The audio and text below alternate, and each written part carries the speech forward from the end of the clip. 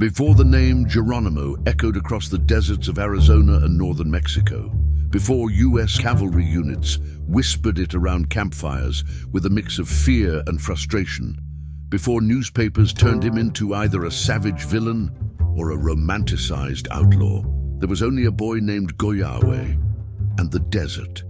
If you've ever stood in the Sonoran Desert at sunrise, you know it doesn't feel empty. It feels alive. The air is dry, but it carries memory. The mountains don't just sit there, they watch. The wind doesn't just move, it speaks. That was the world Goyaałé was born into in 1829, among the Bedonkohe band of the Chiricahua Apache. No borders, no barbed wire, no maps dividing Mexico from the United States. Just land, raw, relentless land. Out here, survival wasn't about strength alone. It was about awareness. You had to read the ground like a book. You had to know where water hid beneath stone, how to move without leaving a trail, how to listen for what wasn't being said by the wind. The desert trained you, it sharpened you, it stripped away weakness, and for the Apache, it wasn't hostile territory. It was home. The Chiricahua weren't wandering drifters like old Western myths would later suggest. They moved with purpose. Mobility was strategy.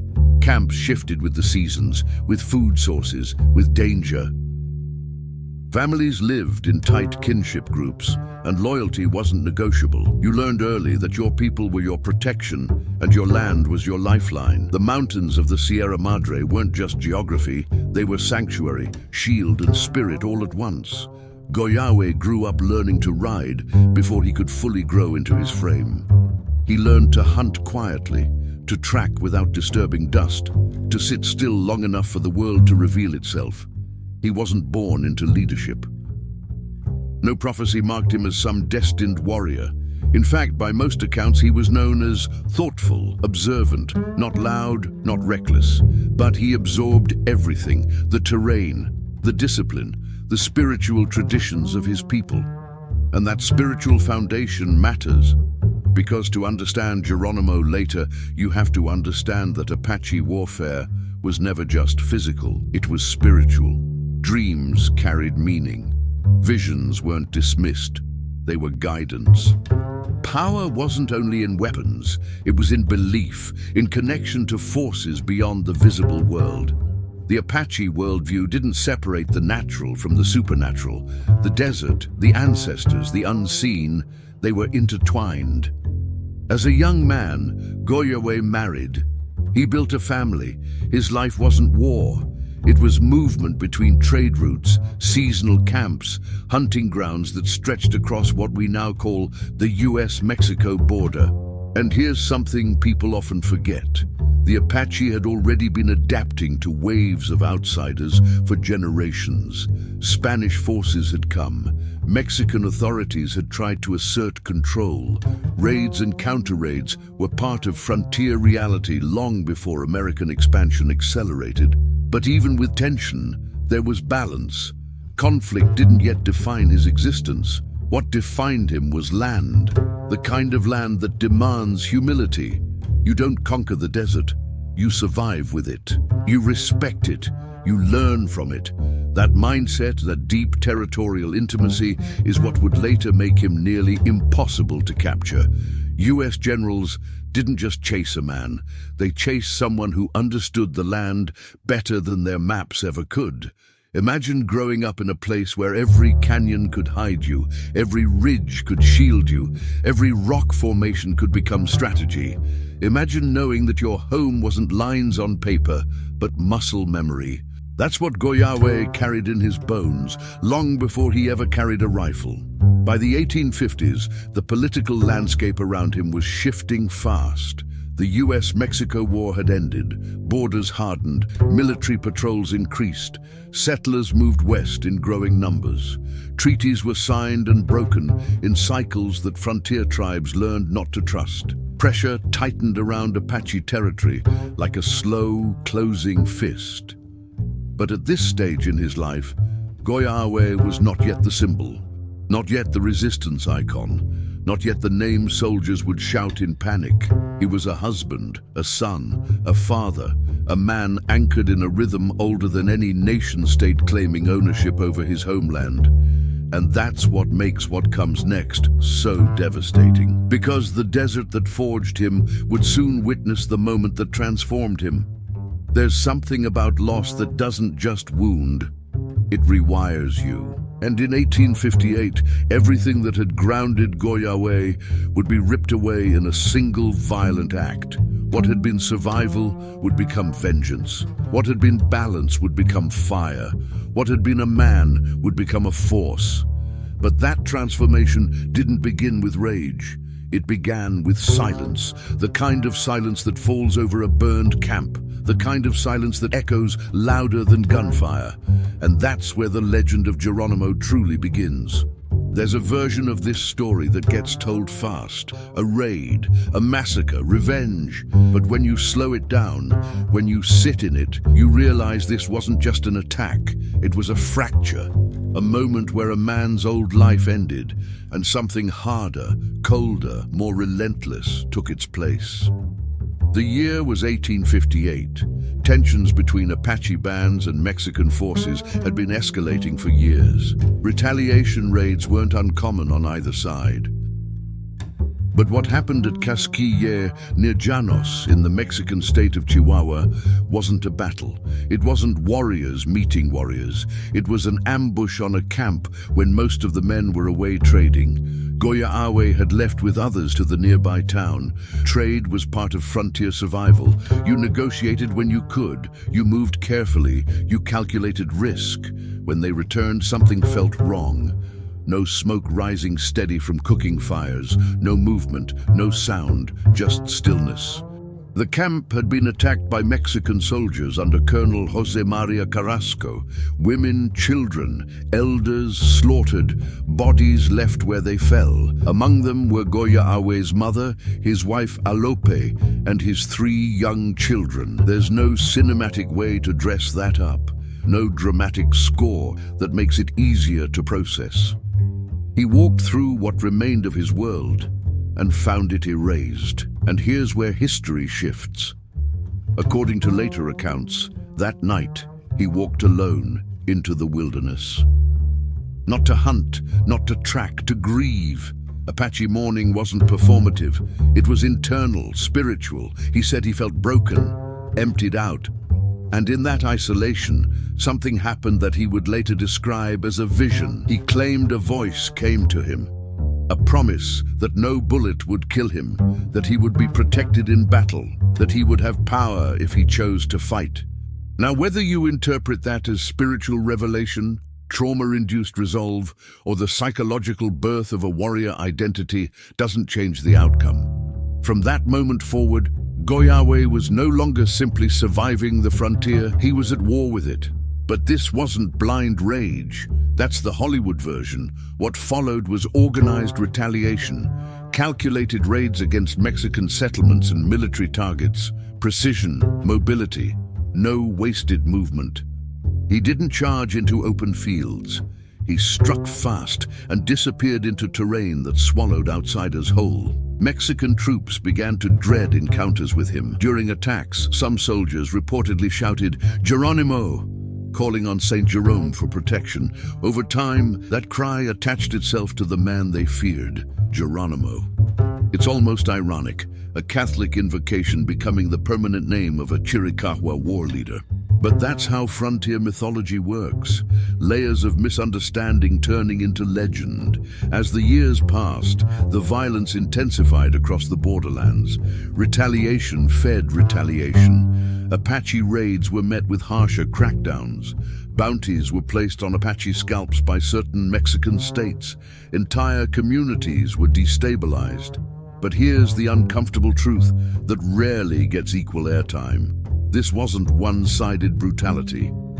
The frontier was a cycle of vengeance, fueled by expansion, survival, and grief on all sides. For Geronimo, though, it was personal before it was political. The loss of his family wasn't just tragedy, it was ignition. And yet, Those who rode with him didn't describe him as reckless. They described him as fearless, focused, almost untouchable in combat. He moved like someone who no longer feared death because he had already experienced something worse. That psychological shift matters. When you've lost everything that anchors you, you fight differently. You're not defending comfort, you're defending memory. By the early 1860s, the regional conflict was colliding with something bigger. The United States had just finished the Mexican-American War. The Gadsden Purchase redrew territorial lines. American military presence increased in what had once been primarily Mexican-controlled Apache land. Suddenly, Geronimo wasn't just clashing with one government. He was facing two. And unlike Mexico, the United States had industrial capacity behind its campaigns. Supply chains, rail expansion, communication networks. But early on, even US forces underestimated the complexity of Apache resistance. They viewed it as scattered raiding bands rather than deeply rooted territorial defense. Geronimo understood something the generals didn't yet grasp. The desert wasn't neutral ground. It was a weapon. Every canyon, every mountain pass, every dry riverbed was an advantage if you knew how to use it, and he did. The Sierra Madre became both refuge and fortress. When pressure mounted in Arizona, he crossed into Mexico. When Mexican forces tightened their pursuit, he slipped back north. Borders meant little to someone whose identity predated them. What's powerful here, and what a lot of mainstream narratives gloss over, is that Geronimo wasn't even the primary chief of the Chiricahua. Leaders like Cochise held broader political authority. Geronimo was more of a war leader, a strategist in motion. His influence grew not because he inherited power, but because he earned it through action. Every successful escape amplified his reputation. Every failed military campaign against him embarrassed larger forces, and slowly his name started carrying weight beyond the Apache world. Newspapers began printing exaggerated accounts, stories inflated, numbers distorted, fear magnified. The man became myth while still alive, but inside that myth was something real. A father who had buried his children, a husband who had lost his partner, a son who had walked through the ashes of his own camp. That's the part you can't reduce to legend, because before Geronimo became the symbol of resistance, before he became the last free warrior, he was a man standing in the ruins of his family, deciding that the world would feel the cost of what had been taken from him. And once that decision solidified, the desert would never be quiet again. By the time American forces fully understood what they were dealing with, it was already too late. Geronimo was no longer just a grieving warrior leading retaliatory raids. He had become something far more difficult to defeat, a moving target shaped by terrain, instinct, and psychological warfare.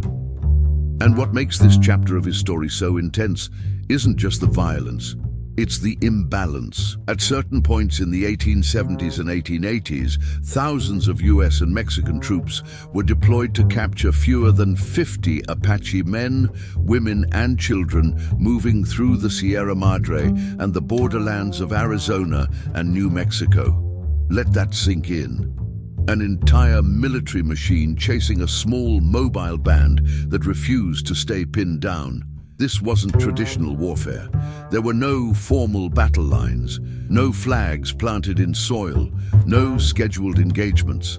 This was something else, something that frustrated commanders trained in European-style military doctrine.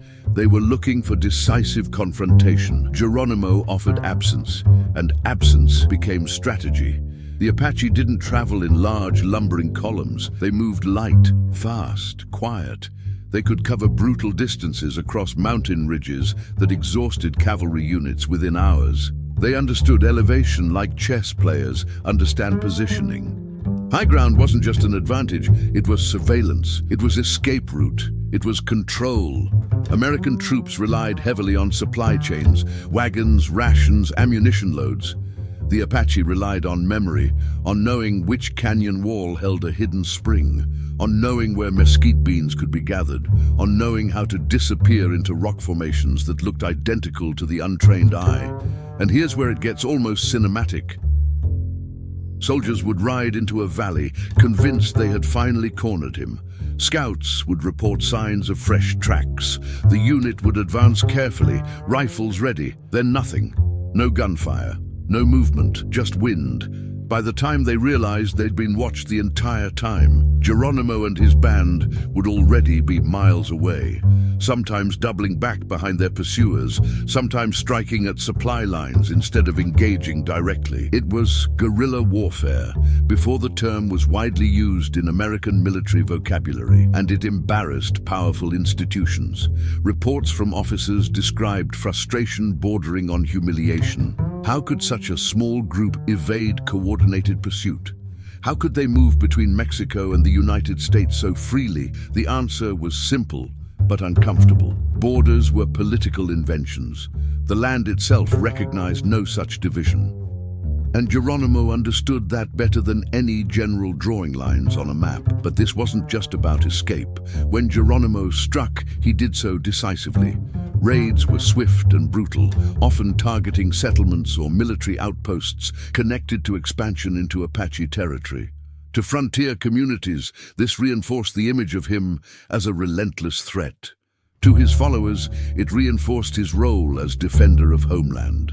The narrative splits here, depending on perspective. To American settlers pushing west, he was a menace disrupting progress. To his people, he was resisting confinement onto reservations that stripped them of autonomy, food security, and dignity.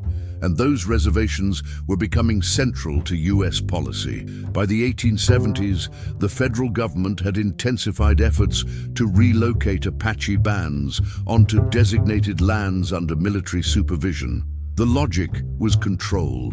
Remove mobility. Remove the ability to wage guerrilla war. Contain resistance geographically. Geronimo resisted confinement repeatedly. He would agree to terms, settle briefly, then leave again. Not impulsively, strategically. Life on reservations meant dependency. Rations instead of hunting. Surveillance instead of sovereignty. For someone forged by open desert and mountain freedom, that was not peace.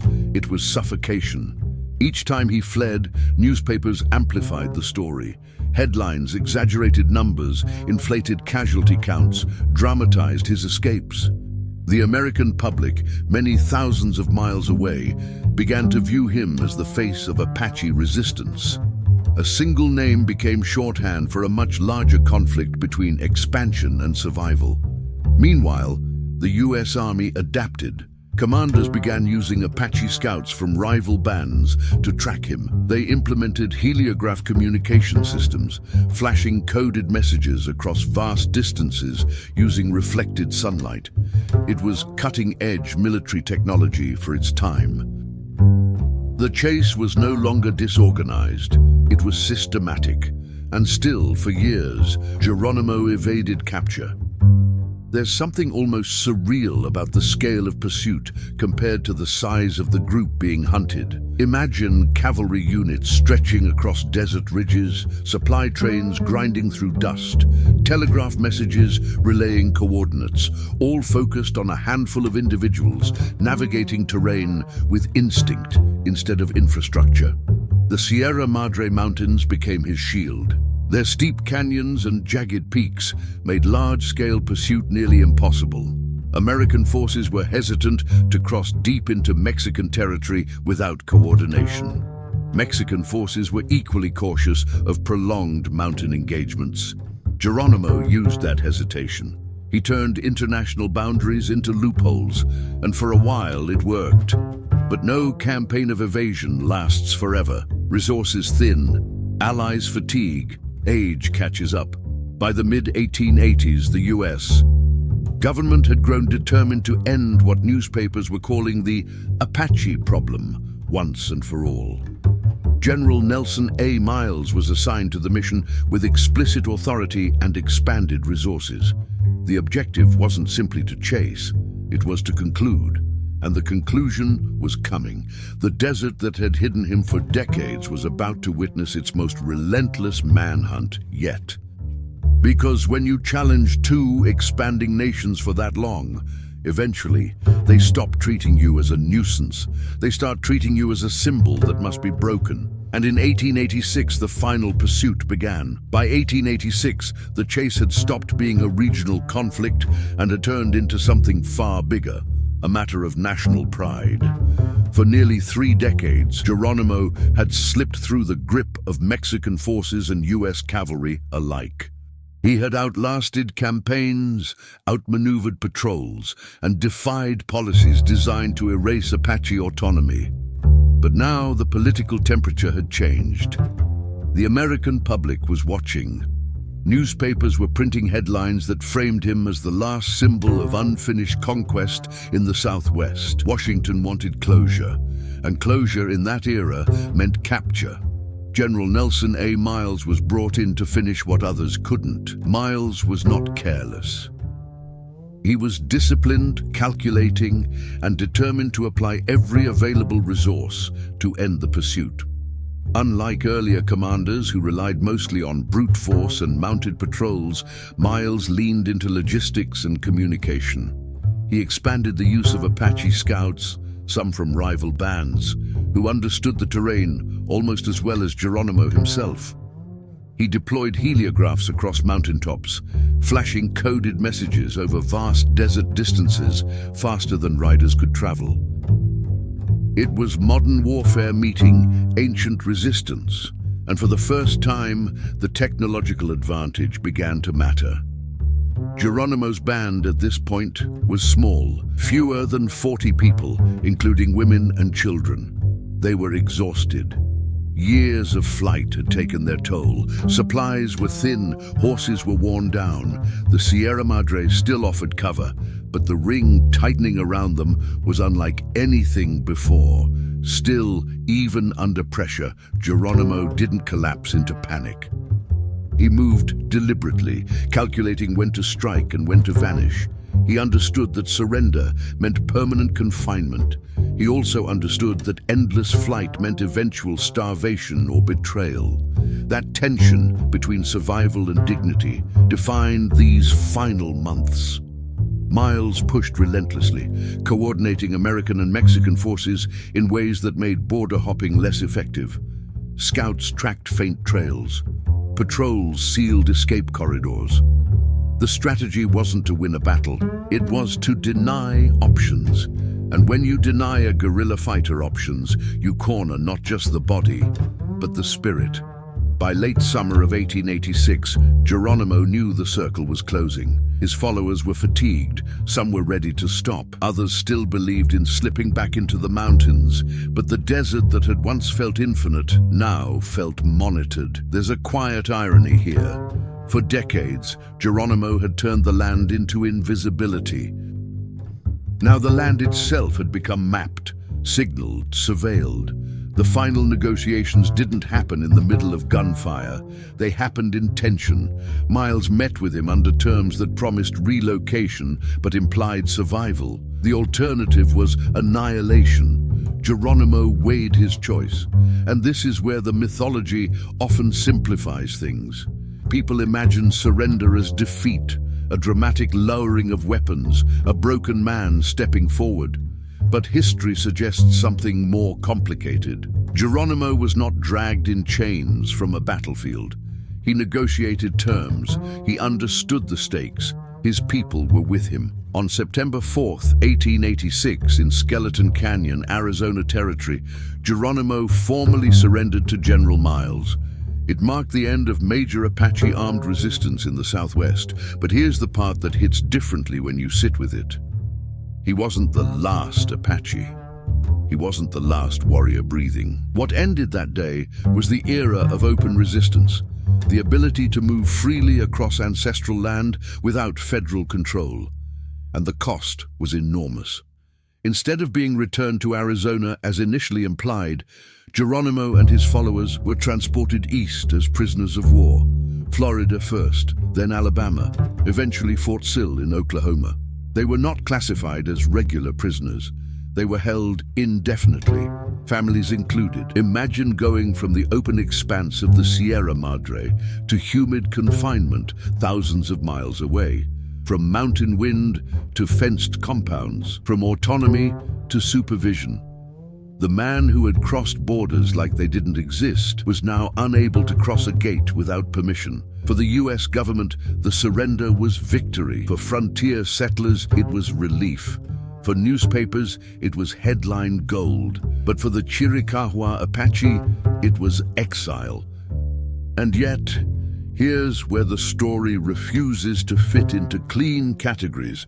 Geronimo didn't disappear into obscurity. Over time, he became something paradoxical, a living relic of the frontier. He was displayed at fairs. He attended the 1904 St. Louis World's Fair. He even rode in President Theodore Roosevelt's 1905 inaugural parade. The same nation that had hunted him now showcased him. He signed autographs. He posed for photographs. He adapted, in his own way, to a world that had closed in around him. But he remained a prisoner of war until his death in 1909. That contradiction is impossible to ignore.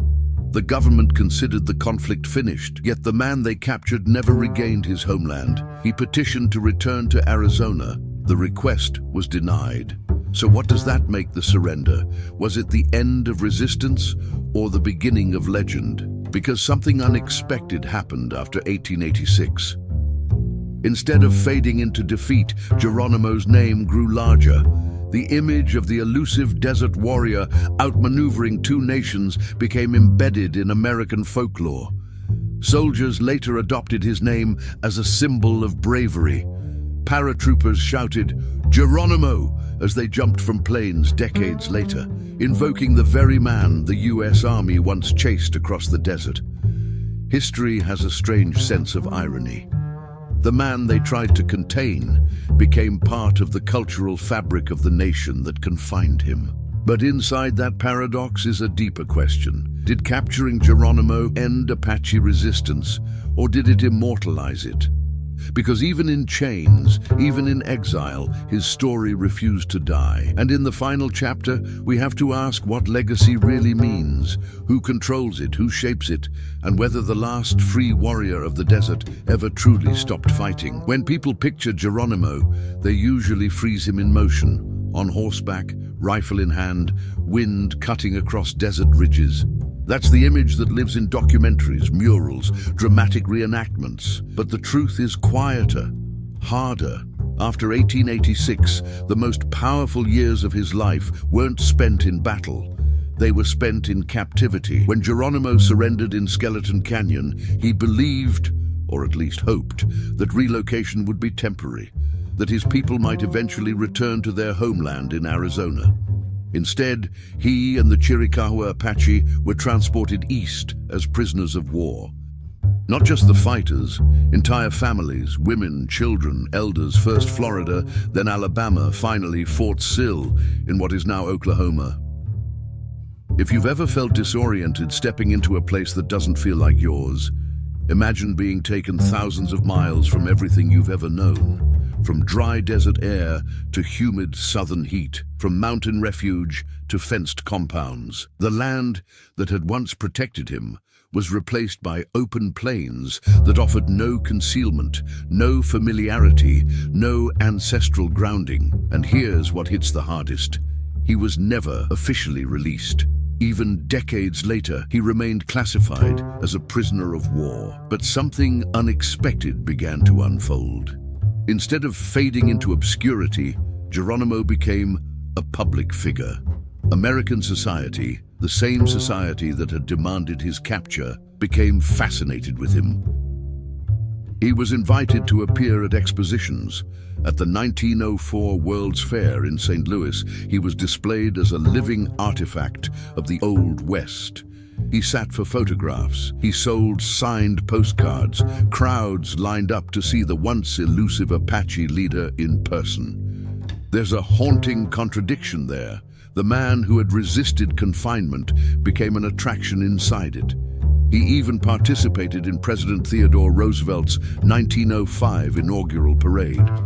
Imagine that visual. the former enemy of US. Expansion riding through Washington, D.C. under ceremonial pageantry, applause replacing gunfire. But here's the nuance most surface-level narratives miss. Geronimo understood visibility. He wasn't naive. He knew he was being showcased, but he also recognized the power of presence. By showing up, by speaking, by allowing himself to be seen, he kept Apache identity from being erased entirely in the public imagination. In 1906, he dictated his autobiography, Geronimo, His Own Story, with the help of S.M. Barrett. It's complicated, shaped by translation and editorial influence, but it gave him voice in a system designed to speak over him. And in that voice, you don't hear a defeated man. You hear someone who still carried pride. He admitted regret for certain actions. He expressed longing to return to Arizona. He asked repeatedly to be allowed back to his homeland. Those requests were denied. Federal authorities feared that his presence in Arizona would reignite unrest. Even in old age, they viewed him as a destabilizing force. Think about that. An aging prisoner was still seen as powerful enough to threaten order simply by existing in his homeland. That says something. Life at Fort Sill was not warfare, but it wasn't freedom either.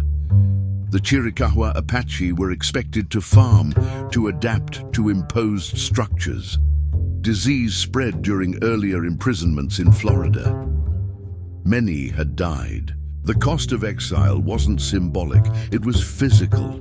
Geronimo aged within that system. He took up small trades. He attended church at times. He navigated the imposed world without surrendering the memory of the one he had lost.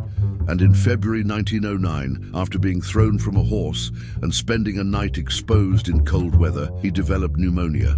He died shortly after, still officially a prisoner of war. There's something almost cinematic about that ending, the desert rider. The guerrilla strategist, the man who crossed borders like wind, gone not in battle, but in confinement. But here's where the story turns again. Death didn't quiet his name. If anything, it amplified it. American soldiers later adopted Geronimo as a battle cry. US Army paratroopers shouted it when jumping from aircraft during World War II. The name that once represented resistance against the United States became embedded in its military culture. It's an irony layered so deeply, you almost have to pause to process it. How does a man go from enemy of the state to symbol of courage inside that same state?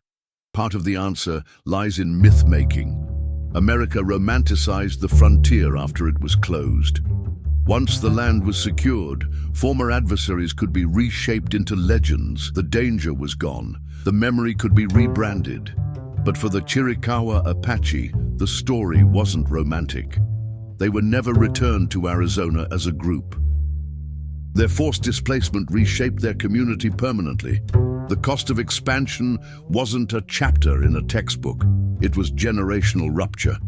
And that's the tension we have to sit with. Was Geronimo defeated? Militarily, yes. His armed resistance ended. But culturally, spiritually, symbolically, that's less clear. Because even in captivity, even displayed as an artifact of a closing frontier, he retained identity.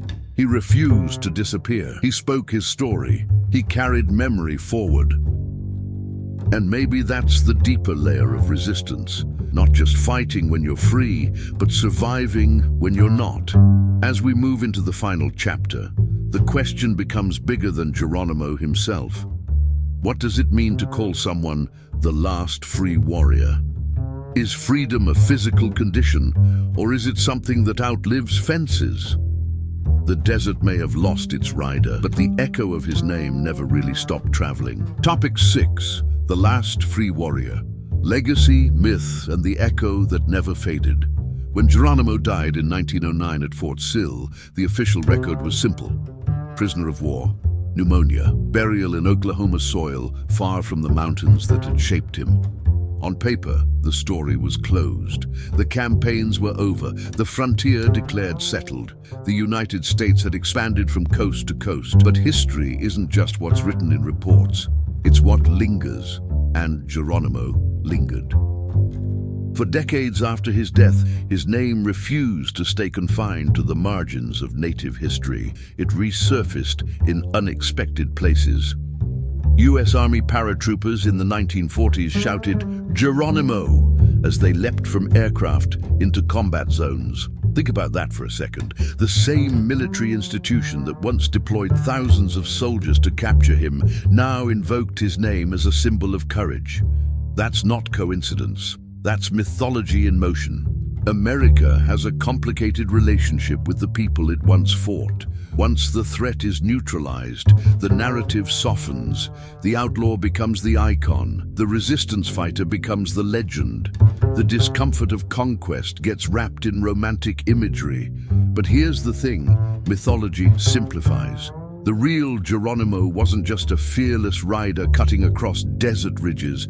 He was a man shaped by trauma, a father who lost his children, a leader who made brutal decisions in brutal times, a prisoner who never returned home, a figure who carried both pride and regret. And when we call him the last free warrior of the desert, we're not just describing his era. We're describing a turning point. Because after 1886, open indigenous resistance in the Southwest was no longer militarily viable. Reservations, federal oversight, forced assimilation policies, they closed in across native communities nationwide. The Apache weren't erased, but their autonomy was systematically restricted. Freedom shifted from physical mobility to cultural survival. And that's where Geronimo's legacy deepens. For many native communities today, he represents resistance not because he won militarily, but because he refused invisibility. He endured the system designed to confine him and still maintained identity. He dictated his story. He stood in public spaces that once hunted him and did not bow his head. There's something quietly powerful about that. Now, in modern America, especially out here in the Southwest, his name still carries weight. You drive through Arizona and New Mexico, and you feel the layers. Tourism markets the Wild West. Museums display frontier artifacts. But beneath that curated history is a harder truth. Expansion was conflict. Settlement was displacement. The closing of the frontier meant the closing of indigenous sovereignty. Geronimo sits right at that fault line. He forces us to confront questions we don't always like asking. Who writes history? Who gets labeled hero? Who gets labeled threat? And how does that label change once time passes? Hollywood painted him in extremes, either bloodthirsty savage or noble warrior. Reality sits in the gray. He was both feared and admired in his own lifetime. Newspapers sensationalized him. Military officers alternated between condemning and respecting him. Even Theodore Roosevelt reportedly acknowledged his strength while still denying him the right to return home. That denial matters, because the image of Geronimo riding free across the desert only tells half the story. The other half is an aging man looking west from Oklahoma, knowing he would never see his homeland again. So what does freedom mean in that context? Is it the ability to ride without borders, or is it the refusal to let your identity be rewritten? When paratroopers shouted his name mid-air decades later, they probably weren't thinking about Apache sovereignty. They were thinking about bravery, fearlessness, commitment. But even in that unintended tribute, something survived. The name outlived the cage. And that might be the ultimate paradox of his life. The United States succeeded in capturing Geronimo the man. It never fully captured the symbol. Today, historians continue to re-examine his story. Indigenous scholars bring nuance to narratives long dominated by frontier mythology. The Chiricahua Apache community still carries the weight of displacement and the resilience that followed. Geronimo is no longer just a figure of war. He's a lens. Through him, we see the collision of expansion and resistance. We see the cost of empire. We see the transformation of enemy into legend. We see how trauma can forge leadership, and we see how survival can be its own form of defiance. If you stand in the Sonoran Desert at dusk, when the light drops low and the mountains turn almost purple. It's easy to imagine riders moving along the ridges. It's easy to romanticize that world, but it's more important to understand it. Geronimo wasn't fighting for myth. He was fighting for land, for family, for autonomy. And when that fight ended, the story didn't. Because history doesn't just live in victories, it lives in memory.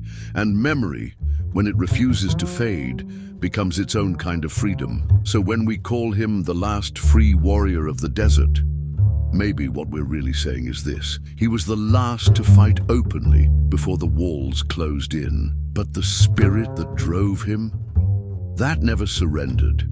If this story changed the way you see the American frontier, don't let it end here. Subscribe and join this channel as we uncover the real history behind the legends, the voices, the battles, and the truths they never taught us in school. Drop a comment below and tell me, was Geronimo a rebel, a hero, or something more complex? Your perspective matters here. Like this video, so more people can discover the untold side of history. And turn on notifications, because the next chapter is